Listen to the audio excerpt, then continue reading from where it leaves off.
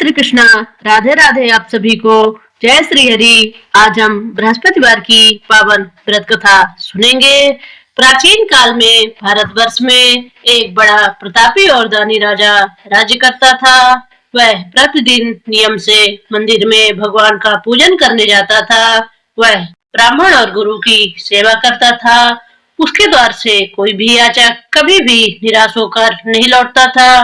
वह प्रत्येक बृहस्पतिवार को व्रत रखता एवं पूजन करता था। प्रतिदिन गरीबों की सहायता करता था, परंतु यह सब उसकी रानी को अच्छा नहीं लगता था। वह ना तो व्रत करती थी, ना भगवान की पूजा करती थी और ना ही किसी को एक भी पैसा दान में देती थी। वह राजा को भी ऐसा करने से मना करती थी, लेकिन राजा नियम से व्रत पूजा दान आदि कार्य करता था। एक दिन राजा शिकार खेलने के लिए वन को चला गया। महल में रानी और दासी थी। उस समय बृहस्पति देव साधु के रूप में महल के दरवाजे पर भिक्षा मांगने आए। साधु ने रानी से भिक्षा मांगी तो वह बोली, हे साधु महाराज, मैं इस दान और पुण्य से परेशान हो गई हूँ। इस कार्य के लिए तो मेरे पति देव भी बहुत हैं। इस समय वे यहाँ नहीं है। मुझे गृह कार्य से समय नहीं मिल पाता। मैं सोचती हूँ कि इस धन के रहने से तो निर्धन रहना ही अच्छा है। फिर यह सारा काम धाम तो नहीं करना पड़ेगा। इसलिए अब कोई आप ऐसा उपाय बताएं कि सारा धन नष्ट हो जाए और मैं आराम से रह सकूं। साधु भेषधारी बृहस्पति देव ने कहा, हे देवी, तुम यह क्या कह रही हो? भला संतान और धन से कोई दुखी होता है? हे देवी, इन दोनों को तो सभी चाहते हैं। पापी भी धन और पुत्र की इच्छा करते हैं। यदि तुम्हारे पास धन अधिक है तो उसका सदुपयोग करो। भूखे मनुष्यों को भोजन कराओ, वस्त्रहीनों को वस्त्र दो, प्याऊ लगवाओ, ब्राह्मणों को दान दो, धर्मशालाएं खुलवाओ, कुआं, तालाब, बावड़ी, बाग बगीचे आदि बनवाओ तथा निर्धनों की कुंवारी कन्याओं का विवाह कराओ। साथ ही यज्ञ आदि करो। इस प्रकार के कर्मों से तुम्हारा और तुम्हारे कुल का यश लोक परलोक में फैलेगा और तुम्हें स्वर्ग की प्राप्ति होगी। परंतु रानी पर साधु की बातों का कोई प्रभाव नहीं पड़ा। उसने कहा, हे साधु महाराज, मुझे ऐसा धन नहीं चाहिए जिसे मैं अन्य लोगों को दान देती रहूं तथा जिसे रखने और संभालने में ही मेरा सारा समय नष्ट हो जाए। साधु ने कहा, हे देवी, यदि तुम्हारी ऐसी ही इच्छा है तो जैसा मैं बताता हूँ तुम वैसा ही करना। इससे तुम्हारी यह इच्छा पूरी हो जाएगी। तुम बृहस्पतिवार के दिन घर को गोबर से लीपना, अपने केशों को पीली मिट्टी से अच्छी तरह धोना, स्नान करना, राजा उस दिन हजामत करवाए, मांस मदिरा का सेवन करना और कपड़े धोबी के यहाँ धुलने डालना। इस प्रकार 7 बृहस्पतिवार तक करने से तुम्हारा सारा धन नष्ट हो जाएगा। यह कहकर साधु महाराज रूपी बृहस्पति देव वहां से चले गए। साधु ने जैसा कहा था, रानी ने 7 बृहस्पतिवार तक वैसा ही करने का निश्चय किया। साधु के कहे अनुसार कार्य करते हुए अभी केवल 3 बृहस्पतिवार ही बीते थे कि बृहस्पति देव के कोप से उसकी सारी धन संपदा नष्ट हो गई। भोजन के लिए भी वे दोनों तरसने लगे तथा सांसारिक भोगों से दुखी रहने लगे। तब राजा ने रानी से कहा, हे रानी, तुम यहाँ रहो, मैं परदेश जाता हूँ।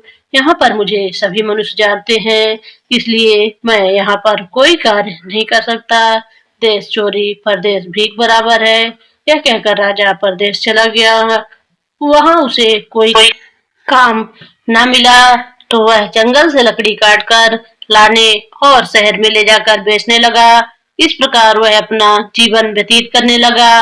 इधर राजा के बिना रानी और दासियां भी दुखी रहने लगी। उन्हें किसी दिन भोजन मिलता और किसी दिन वे केवल जल पीकर ही रह जाती। एक बार रानी और दासियों को 7 दिन तक भोजन नहीं मिला तो रानी ने अपनी दासी से कहा, यहाँ पास ही के नगर में मेरी बहन रहती है, वह बहुत धनवान है। तू उसके पास जा और उससे 5 सेर बेझर मांग ला, जिससे कुछ दिन के लिए गुजर हो जाएगी। दासी रानी की बहन के यहाँ गई। उस दिन बृहस्पतिवार था। रानी की बहन उस समय बृहस्पति भगवान की पूजा कर रही थी। दासी ने रानी से कई बार कहा, हे रानी, मुझे आपकी बहन ने भेजा है, मुझे 5 सेर बेझर दे दो। दासी ने कई बार कहा, परंतु रानी की बहन ने कोई उत्तर नहीं दिया, क्योंकि वह उस समय बृहस्पति भगवान की व्रत कथा सुन रही थी। जब रानी की बहन ने दासी को कोई उत्तर नहीं दिया, तो वह बहुत दुखी होकर लौट गई। लौट कर उसने रानी से कहा, हे रानी, आपकी बहन बहुत ही घमंडी स्त्री है, वह छोटे लोगों से बात भी नहीं करती। मैंने उससे कहा तो उसने कोई उत्तर नहीं दिया। मैं वापस चली आई। रानी बोली, इसमें उसका कोई दोष नहीं है, बुरे दिनों में कोई सहारा नहीं देता, अच्छे बुरे का पता विपत्ति के समय ही चलता है, जो ईश्वर की इच्छा होगी वैसा ही होगा, यह सब हमारे भाग्य का दोष है। इधर जब रानी की बहन कथा सुनकर उठी, तो उसने सोचा कि मेरी बहन की दासी आई थी, परंतु व्रत कथा सुनने के कारण मैं उससे नहीं बोली, इससे वह बहुत दुखी हुई होगी। फिर भक्ति पूर्वक विष्णु भगवान का पूजन समाप्त कर वह अपनी बहन के घर गई और बोली, हे बहन, जब तुम्हारी दासी गई थी, तब मैं बृहस्पतिवार का व्रत कर रही थी। जब तक कथा होती है, तब तक ना तो वहां से उठते हैं और ना ही बोलते हैं, इसलिए मैं नहीं बोली। अब तुम बताओ कि तुमने दासी क्यों भेजी थी? रानी बोली, बहन, मेरे घर अनाज नहीं था, तुम तो घर की दशा जानती हो, इसलिए मैंने दासी को तुम्हारे पास 5 सेर बेझर लेने के लिए भेजा था।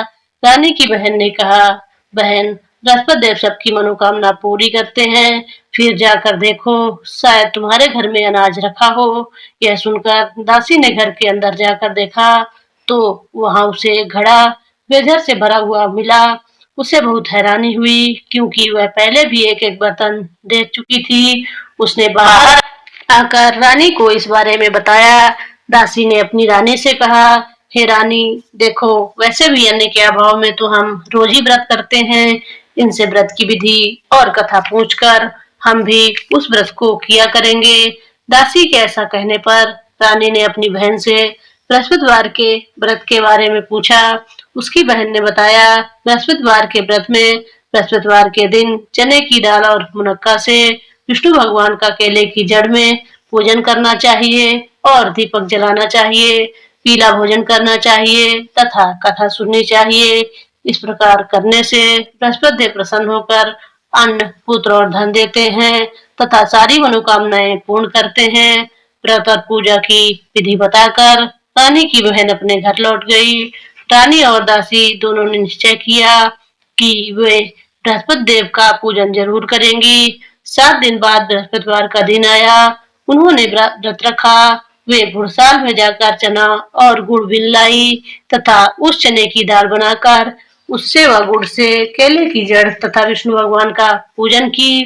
अब पीला भोजन कहाँ से आए, यह सोचकर दोनों बड़ी दुखी हुई, पर उनके व्रत करने के कारण बृहस्पति देव प्रसन्न थे, अतः वह एक साधारण व्यक्ति के रूप में 2 थालों में पीला भोजन लेकर आए और दासी को देकर बोले, यह भोजन तुम्हारे और तुम्हारी रानी के लिए है, तुम दोनों इसी भोजन को करना। दासी भोजन पाकर बहुत प्रसन्न हुई और रानी के पास जाकर बोली, रानी जी, भोजन कर लो। रानी को भोजन आने के विषय में कुछ भी पता नहीं था, इसलिए उसने दासी से कहा, जा तू ही भोजन कर, क्यों व्यर्थ में हमारी हंसी उड़ा रही है। दासी बोली, एक व्यक्ति भोजन दे गया है। तो रानी बोली, वह तेरे लिए ही भोजन दे गया है, तू ही भोजन कर। दासी ने कहा, वह व्यक्ति हम दोनों के लिए भोजन दे गया है, इसलिए मैं और आप दोनों ही साथ साथ भोजन करेंगी। आप दोनों ने बृहस्पति देव को नमस्कार कर भोजन किया। उसके बाद वे दोनों प्रत्येक बृहस्पतिवार को बृहस्पति देव का व्रत और पूजन करने लगी। बृहस्पति देव की कृपा से उनके पास फिर से धन हो गया, परंतु रानी पहले की ही तरह आलस्य करने लगी। तब दासी ने कहा, देखो रानी, तुम पहले भी इसी तरह आलस्य करती थी और तुम्हें धन को रखने में कष्ट होता था, इसी कारण से सारा धन नष्ट हो गया था। अब बृहस्पति देव की कृपा से फिर से धन मिला है, तो तुम्हें पुनः आलस्य होने लगा है। बड़ी कठिनाइयों के बाद हमने यह धन पाया है, इसलिए तुम्हें दान पुण्य करना चाहिए, भूखे मनुष्यों को भोजन कराना चाहिए तथा प्याऊ लगवानी चाहिए, ब्राह्मणों और दीनहीनों को दान देना चाहिए, कुआं, तालाब, बावड़ी आदि का निर्माण करवाना चाहिए, मंदिर, पाठशालाएं बनवानी चाहिए, निर्धनों की कुंवारी कन्याओं का विवाह करवाना चाहिए और धन को शुभ कार्यों में खर्च करना चाहिए, जिससे तुम्हारे कुल का यश बढ़े और तुम्हें स्वर्ग प्राप्त हो और तुम्हारे पिता प्रसन्न हो। दासी की बात को मानकर रानी इसी प्रकार सत्कार करने लगी। उसका यश चारों ओर फैलने लगा। उधर जब राजा परदेश गया तो वह वहाँ बहुत दुखी रहने लगा। वह प्रतिदिन जंगल में जाकर लकड़ियां बिनकर लाता और उन्हें शहर जाकर बेचाता। इस प्रकार वह अपने दुखी जीवन को बड़ी कठिनाई से व्यतीत करता था। एक दिन राजा दुखी होकर अपने बीते हुए दिनों को याद करके रोने लगा। तभी वहां बृहस्पति देव एक साधु के रूप में आए और राजा के पास आकर बोले, हे लकड़हारे, तुम्हें इस सुनसान जंगल में किस चिंता में खोए हुए बैठे हो, मुझे बताओ। यह सुनकर राजा की आंखों में आंसू भर आए और वह साधु को प्रणाम करके बोला, हे प्रभु, आप तो सब कुछ जानते हैं। यह कहकर राजा ने साधु को अपनी सारी कहानी सुना दी। महात्मा जी ने राजा से कहा, हे राजा, तुम्हारी पत्नी ने बृहस्पति देव का अनादर किया था, जिसकी वजह से तुम्हारी यह दशा हुई। अब तुम किसी प्रकार की चिंता ना करो, भगवान तुम्हें पहले से भी अधिक धन देंगे। तुम्हारी पत्नी ने बृहस्पति देव का व्रत करना प्रारंभ कर दिया है। अब तुम भी बृहस्पतिवार का व्रत किया करो और चने की दाल व गुड़ को जल के लोटे में डालकर केले की जड़ में पूजन करो। पूजन करने के बाद बृहस्पतिवार की कथा कहो या सुनो। बृहस्पति भगवान तुम्हारी सारी मनोकामनाओं को पूर्ण करेंगे। साधु की बात को सुनकर राजा बोला, हे प्रभु, लकड़ी बेचने पर मुझे इतना पैसा भी नहीं मिलता जिससे मैं भोजन करने के उपरांत कुछ बचा सकूं। रात को मैंने सपने में अपनी रानी को व्याकुल देखा और मेरे पास कोई ऐसा नहीं जिससे मैं उसका समाचार जान सकूं। फिर बृहस्पति देव की क्या कथा कहूं, यह भी मुझे मालूम नहीं। साधु ने कहा, हे राजा, तुम किसी तरह की कोई चिंता मत करो। बृहस्पतिवार के दिन तुम रोज की ही तरह लकड़ियां लेकर शहर जाओ। तुम्हें रोज से दोगुना धन मिलेगा, जिससे तुम अच्छी तरह भोजन कर सकोगे तथा उससे बृहस्पति देव की पूजा का सामान भी आ जाएगा। बृहस्पति देव की कथा इस प्रकार है। प्राचीन काल में एक बहुत ही गरीब ब्राह्मण रहता था। उसके कोई संतान नहीं थी। वह नित्य पूजा पाठ करता था, लेकिन उसकी स्त्री बहुत मलिन स्वभाव की थी। वह ना तो स्नान करती थी और ना ही किसी देवी देवता का पूजन करती थी।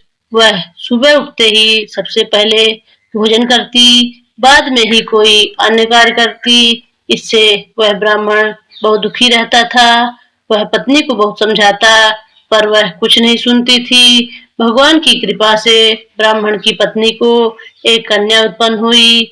बड़े होने पर वह कन्या नित्य प्रातः स्नान करके भगवान विष्णु की पूजा करती और बृहस्पतिवार का व्रत भी करती।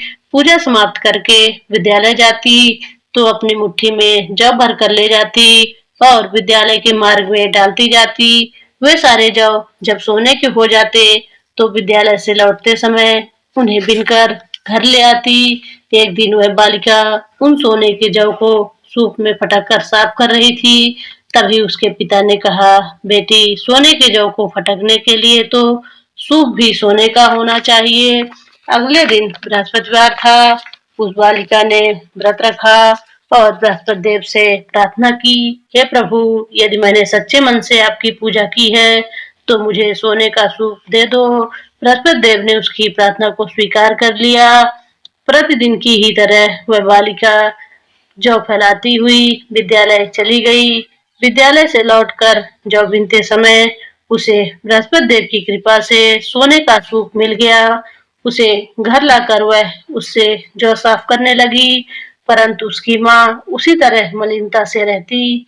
एक दिन वह कन्या सोने के सूप में उन सोने के जौ को साफ कर रही थी। उसी समय उस नगर का राजकुमार वहां से गुजरा। इस कन्या के रूप, शील और गुण को देखकर वह उस पर मोहित हो गया। राजमहल लौटकर उसने भोजन और जल त्याग दिया और वह उदास होकर लेट गया। राजा को जब राजकुमार के अन्न जल त्यागने के बारे में पता लगा तो वह अपने प्रधानमंत्री के साथ राजकुमार के पास गया और बोला, हे पुत्र, तुम्हें क्या कष्ट है? किसी ने तुम्हारा अपमान किया है या कोई अन्य कारण है तो मुझे बताओ। मैं वही करूंगा जिससे तुम प्रसन्न हो। अपने पिता की बात को सुनकर राजकुमार ने कहा, आपकी कृपा से मुझे किसी प्रकार का कोई दुख नहीं है, ना ही किसी ने मेरा अपमान किया है, लेकिन मैं उस लड़की के साथ विवाह करना चाहता हूँ जो सोने के सूप में सोने के जौ को साफ कर रही थी। यह सुनकर राजा को आश्चर्य हुआ और वह बोला, हे पुत्र, तुम ही इस तरह की कन्या का पता बताओ, मैं तुम्हारा विवाह उसी के साथ अवश्य करा दूंगा। राजकुमार ने राजा को इस कन्या के घर का पता बता दिया। प्रधानमंत्री उस लड़की के घर गया और राजकुमार की इच्छा के बारे में ब्राह्मण को बताया। कुछ ही दिन बाद ब्राह्मण ने विधि विधान के अनुसार अपनी कन्या का विवाह राजकुमार के साथ कर दिया। कन्या के घर से जाते ही वह ब्राह्मण पहले की ही तरह गरीब हो गया। अब भोजन के लिए अन्न भी बड़ी कठिनाई से मिल पाता था। एक दिन दुखी होकर ब्राह्मण अपनी पुत्री से मिलने गया। कन्या ने पिता को दुखी देखा और अपनी माँ का हाल पूछा। ब्राह्मण ने सारा हाल बताया। कन्या ने अपने पिता को बहुत सा धन देकर विदा कर दिया। इस प्रकार ब्राह्मण का कुछ समय सुख पूर्वक बीत गया, लेकिन कुछ दिनों बाद फिर वही हाल हो गया। ब्राह्मण फिर अपनी कन्या के यहाँ गया और सारा हाल बताया। तो उसने कहा, हे पिताजी, आप माताजी को यहाँ लिवा लाइए, मैं उन्हें यह विधि बता दूंगी जिससे हमेशा के लिए आपकी गरीबी दूर हो जाएगी। ब्राह्मण घर गया और अपनी पत्नी को साथ लेकर अपनी पुत्री के पास पहुंचा। तो पुत्री ने अपनी माँ को समझाते हुए कहा, हे माँ, तुम प्रातः काल उठकर सबसे पहले स्नान आदि करके विष्णु भगवान का पूजन किया करो, तो तुम्हारी सारी दरिद्रता दूर हो जाएगी। लेकिन उसकी माँ ने उसकी बात नहीं मानी। वह प्रातः काल उठकर अपनी पुत्री की बची जूठन खा लेती थी। एक दिन उसकी पुत्री को बड़ा गुस्सा आया और रात में उसने एक कोठरी से सारा सामान निकालकर अपनी माँ को उसके अंदर बंद कर दिया। प्रातः काल उसे निकालकर और स्नान आदि करा के पूजा पाठ करवाया तो उस ब्राह्मणी की बुद्धि ठीक हो गई। अब वह नियम से पूजा पाठ करती और प्रत्येक बृहस्पतिवार को व्रत रखती। इस व्रत के प्रभाव से ब्राह्मण और ब्राह्मणी भी बहुत धनवान और सुखी हो गए तथा बृहस्पति देवता के प्रभाव से इस लोक का सुख भोग कर वे दोनों स्वर्ग हो गए। इस तरह कथा कहकर साधु देवता वहां से अंतर्ध्यान हो गए। धीरे धीरे समय बीतने पर फिर बृहस्पतिवार का दिन आया। राजा जंगल से लकड़ी काटकर उन्हें शहर में बेचने गया। उस दिन उसे बाकी दिनों से अधिक धन मिला। राजा ने चना गुड़ आदि लाकर बृहस्पतिवार का व्रत किया। उस दिन से उसके सारे क्लेश दूर हो गए, पर अगले बृहस्पतिवार को वह व्रत करना भूल गया। इस वजह से बृहस्पति देव नाराज हो जाने के कारण उसे बहुत कष्ट झेलना पड़ा।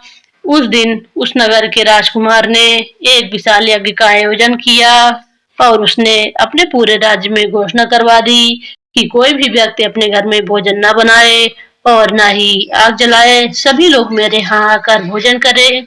जो इस आज्ञा का पालन नहीं करेगा उसे फांसी की सजा दी जाएगी। राजा के आदेश के अनुसार राज्य के सभी निवासी राजा के भोज में सम्मिलित हुए, पर लकड़हारा थोड़ी देर से पहुंचा, इसलिए राजा ने उसे अपने साथ महल में ले गया। जब राजा लकड़हारे को भोजन करा रहा था तो रानी की दृष्टि उस खूंटी पर गई जिस पर उसका हार लटका हुआ था। वहां उसे हार दिखाई नहीं दिया। रानी ने सोचा कि अवश्य ही मेरा हार इस लकड़हारे ने चुरा लिया है। उसने उसी समय सैनिक बुलवाकर उस लकड़हारे को बंदी गृह में डलवा दिया। जब लकड़हारा बंदी गृह में गया तो दुखी होकर सोचने लगा कि न जाने किस जन्म में मैंने पाप किया था जो मुझे यह दुख मिला है, और उसी साधु को याद करके रोने लगा जो उसे जंगल में मिला था। उसी समय बृहस्पति देव साधु के रूप में प्रकट हुए और उसकी दशा को देखकर बोले, हे राजा, तूने बृहस्पति देव का व्रत नहीं किया, इसलिए तुझे दुख मिला है। अब तू चिंता मत कर, अगले बृहस्पतिवार के दिन तुझे इस बंदी गृह के दरवाजे पर 4 पैसे पड़े मिलेंगे। उनसे तू बृहस्पति देव का व्रत और पूजन करना तो तेरे सारे कष्ट दूर हो जाएंगे। अगले बृहस्पतिवार के दिन उसे बंदी गृह के द्वार पर 4 पैसे पड़े मिले। राजा ने पूजा का सामान मंगवाया और कथा कहकर प्रसाद बांटा। उसी रात बृहस्पति देव ने उस नगर के राजा को स्वप्न में कहा, हे राजा, तूने जिस व्यक्ति को बंदी गृह में बंद कर रखा है वह निर्दोष है। वह एक अन्य नगर का राजा है। उसे छोड़ दे। रानी का हार उसी खूंटी पर लटका हुआ है। अगर तू उसे नहीं छोड़ेगा तो मैं तेरे राज्य को नष्ट कर दूंगा। प्रातःकाल उठकर राजा ने खूंटी पर हार को टंगा हुआ देखा तो उसने लकड़हारे को बुलाकर क्षमा मांगी और राजा के योग्य सुंदर वस्त्राभूषण देकर उसे विदा किया। इधर एक दिन रानी और दासी सोचने लगी कि न जाने राजा किस हाल में होंगे, उनका कुछ पता नहीं है। उन्होंने बृहस्पति देव से प्रार्थना की और भगवान ने रात में राजा को स्वप्न में दर्शन देकर कहा, हे राजा, उठ, तेरी रानी तुझे याद कर रही है। अब तू अपने देश को लौट जा। राजा प्रातःकाल उठकर सोचने लगा कि स्त्री जाति तो खाने और पहनने की ही साथी होती है, पर भगवान की आज्ञा को मानकर वह अपने नगर को चलने लगा। राजा जब नगर के पास पहुंचा तो उसे बहुत आश्चर्य हुआ। नगर में पहले से भी अधिक बाग, तालाब, कुएं, बहुत सी धर्मशालाएं और मंदिर आदि बने हुए थे। राजा ने पूछा कि बाग और धर्मशालाएं किसके हैं? तब नगर के सभी लोग कहने लगे कि यह सब रानी और दासियों ने बनवाया है। यह सुनकर राजा को आश्चर्य हुआ और गुस्सा भी आया। जब रानी ने यह सुना कि राजा आ रहे हैं तो वह अपनी दासी से बोली, देख, राजा हमें बहुत बुरी दशा में छोड़कर गए थे। वह हमारी ऐसी दशा देखकर लौट न जाए, इसलिए तू दरवाजे पर जाकर खड़ी हो जा। रानी के आदेश पर दासी दरवाजे पर खड़ी हो गई। जब राजा आए तो उन्हें अपने साथ महल में लिवा लाई। तब राजा ने क्रोध से रानी से पूछा, बताओ, यह धन तुम्हें कैसे मिला? तब रानी ने उसे बताया कि हमें यह सारा धन बृहस्पति देव का व्रत करने के कारण प्राप्त हुआ है। अब राजा ने निश्चय किया कि 7 दिन बाद तो सभी बृहस्पति देव का व्रत और पूजन करते हैं, पर मैं रोज दिन में 3 बार कथा कहा करूंगा तथा रोज व्रत करूंगा। अब हर समय राजा के दुपट्टे में चने की दाल बंधी रहती और वह दिन में 3 बार कथा कहता। एक दिन राजा ने सोचा कि वह अपनी बहन के यहाँ हुआ वह सोच सोचकर राजा घोड़े पर सवार होकर अपनी बहन के यहाँ चल दिया। मार्ग में उसे कुछ आदमी एक मुर्दे को लेकर जाते हुए दिखाई दिए। राजा ने उन्हें रोककर कहा, अरे भाइयों, मुझसे बृहस्पति भगवान की कथा सुन लो। वे बोले, लो, हमारा तो आदमी मर गया है और इसे अपनी कथा की पड़ी है। लेकिन कुछ व्यक्तियों ने कहा, अच्छा कहो, हम तुम्हारी कथा सुनेंगे। राजा ने चने की दाल निकाली और कथा कहनी शुरू कर दी। कथा के आदि होते ही मुर्दा हिलने लगा और जैसे ही कथा समाप्त हुई वैसे ही राम राम कहते हुए वह मुर्दा उठकर खड़ा हो गया। राजा वहां से आगे बढ़ा। चलते चलते शाम हो गई। आगे मार्ग में उसे एक किसान खेत में हल चलाता हुआ दिखा। राजा ने उससे कहा, अरे भैया, तुम मुझसे बृहस्पति भगवान की कथा सुन लो। किसान बोला, जितनी देर में तेरी कथा सुनूंगा उतनी देर में 4 अरया खेत जोत लूंगा। जा अपनी कथा किसी और को सुनाना। राजा आगे चलने लगा। राजा के वहां से जाते ही किसान के बैल पछाड़ खाकर गिर गए और किसान के पेट में तेज दर्द होने लगा। उसी समय किसान की माँ रोटी लेकर खेत पर आई। जब उसने अपने पुत्र की यह दशा देखी तो उससे सारा हाल पूछा। किसान ने सारी बात बता दी। किसान की माँ दौड़ी दौड़ी राजा के पास गई और उससे कहने लगी, मैं तुझसे कथा सुनूंगी, तू अपनी कथा मेरी खेत पर चलकर ही कहना। राजा ने लौटकर खेत पर जाकर कथा कही, जिसे सुनते ही बैल उठ खड़े हो गए और किसान के पेट का दर्द होना भी बंद हो गया। राजा अपनी बहन के घर पहुंचा। बहन ने भाई का बड़ा स्वागत किया। दूसरे दिन प्रातःकाल राजा जब जगा तो उसने देखा कि सभी व्यक्ति भोजन कर रहे हैं। राजा ने अपनी बहन से पूछा, क्या कोई ऐसा व्यक्ति है जिसने भोजन न किया हो और जो मेरी बृहस्पतिवार की कथा सुन ले? बहन ने कहा, हे भैया, यहाँ के लोग पहले भोजन करते हैं, बाद में अन्य काम करते हैं। फिर भी यदि कोई पड़ोस में ऐसा हो तो मैं देख आती हूँ। यह कहकर बहन देखने गई, लेकिन उसे कोई भी ऐसा व्यक्ति नहीं मिला।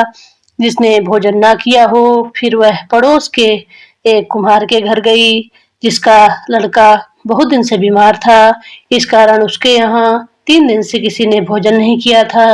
रानी ने उस कुम्हार से अपने भाई की कथा सुनने के लिए कहा, तो वह तैयार हो गया। राजा ने उसके घर जाकर बृहस्पतिवार की कथा कही, जिसे सुनकर उसका लड़का ठीक हो गया। अब तो सभी लोग राजा की प्रशंसा करने लगे। एक दिन राजा अपनी बहन से बोला, हे बहन, अब मैं अपने घर चलूंगा, तुम भी तैयार होकर चलो। राजा की बहन ने अपनी सास से अपने भाई के साथ जाने की अनुमति मांगी, तो सास ने कहा, चली जा, पर अपने लड़कों को साथ में न ले जाना, क्योंकि तेरे भाई की कोई संतान नहीं है। बहन ने अपने भाई से कहा, हे भैया, मैं तो चलूंगी, लेकिन कोई बच्चा नहीं जाएगा। तो राजा बोला, जब कोई बच्चा ही नहीं चलेगा तो तुम ही चलकर क्या करोगी। दुखी मन से राजा अपने घर लौट आया। घर आकर राजा ने अपनी रानी से कहा, हम निसंतान है, इसलिए लोग हमसे परहेज करते हैं। वह भोजन आदि किए बिना ही शैया पर लेट गया। रानी ने कहा, हे प्रभु, बृहस्पति देव ने हमें सब कुछ दिया है, अतः वे हमें संतान भी अवश्य देंगे।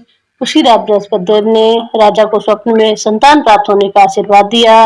रानी गर्भवती हुई और 9वें महीने उसने एक सुंदर पुत्र को जन्म दिया। तब राजा ने अपनी रानी से कहा, हे रानी, स्त्री बिना भोजन के रह सकती है, पर बिना कहे नहीं रह सकती। मेरी बहन के आने पर तुम उससे कुछ मत कहना। रानी ने कहा, हाँ कर दी। राजा की बहन यह शुभ समाचार सुनकर बहुत खुश हुई और बधाई लेकर अपने भाई के घर आई। तो रानी ने कहा, घोड़ा चढ़कर नहीं आई, गधा चढ़ी आई। राजा की बहन बोली, भाभी, मैं इस प्रकार न कहती तो तुम्हें संतान कैसे मिलती। इस प्रकार जिसके मन में जो कामनाएं होती हैं, सभी को बृहस्पति देव पूर्ण करते हैं। जो व्यक्ति नियम से सद्भावना पूर्वक बृहस्पतिवार का व्रत करता है और कथा पढ़ता है या सुनता है, बृहस्पति देव उसकी सारी मनोकामनाओं को पूर्ण करते हैं और सदा उसकी रक्षा करते हैं। जब राजा और रानी ने सच्ची भावना से बृहस्पति देव की कथा का गुणगान किया, तो उनकी सारी इच्छाएं बृहस्पति देव ने पूरी कर दी। इसलिए सभी को बृहस्पति देव की कथा सुनने के बाद प्रसाद लेकर जाना चाहिए और सच्चे हृदय से उनका मनन करते हुए जयकारा लगाना चाहिए। अब हम बृहस्पति भगवान की आरती करेंगे। जय बृहस्पति देवा, स्वामी जय बृहस्पति देवा, छिन छिन भोग लगाऊं, छिन छिन भोग लगाऊं, कदली फल मेवा।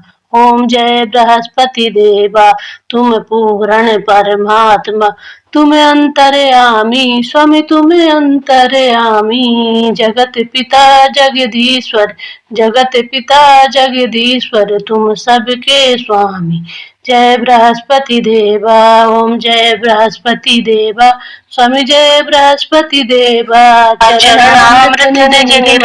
तुम पातक हरता, स्वामी तुम पातक हरता, सकल मनोरथ दायक, कृपा करो भरता, स्वामी कृपा करो भरता। ओम जय बृहस्पति देवा, तन मन धन अर्पण कर, जो जन शरण पड़े, स्वामी जो जन शरण पड़े, प्रभु प्रकट तब होकर, प्रभु प्रकट तब होकर, आकर द्वार खड़े। ओम जय बृहस्पति देवा, स्वामी जय बृहस्पति देवा, दीन दयाल दयानिधि, भक्तन हितकारी, स्वामी भक्तन हितकारी, पाप दोष सब हरता, पाप दोष सब हरता, भवबंधन हारी। ओम जय बृहस्पति देवा, स्वामी जय बृहस्पति देवा, सकल मनोरथ दायक, सब संशय तारी, स्वामी सब संशय तारी, विषय विकार मिटाओ, संतन सुखकारी, स्वामी संतन सुखकारी, जो कोई आरती तेरी प्रेम सहित गावे, स्वामी प्रेम सहित गावे, जेठानंद आनंद करे सो निश्चय पावे। स्वामी जय बृहस्पति देवा, ओम जय बृहस्पति देवा, स्वामी जय बृहस्पति देवा, छिन छिन भोग लगाऊं, कदली फल मेवा, ओम जय बृहस्पति देवा। धन्यवाद। आज की कथा समाप्त हुई। अगर आप मेरे चैनल पर नए हैं तो मेरे चैनल को सब्सक्राइब करें, लाइक करें और इस कथा को अपने प्रियजनों तक शेयर करें। आपने मेरे इस चैनल पर अपना बहुमूल्य समय दिया, उसके लिए आपका बहुत बहुत धन्यवाद। कमेंट में जय श्री हरि जरूर लिखें। आपका छोटा सा सहयोग मेरे लिए बहुत बड़ी प्रेरणा का काम करेगा। धन्यवाद।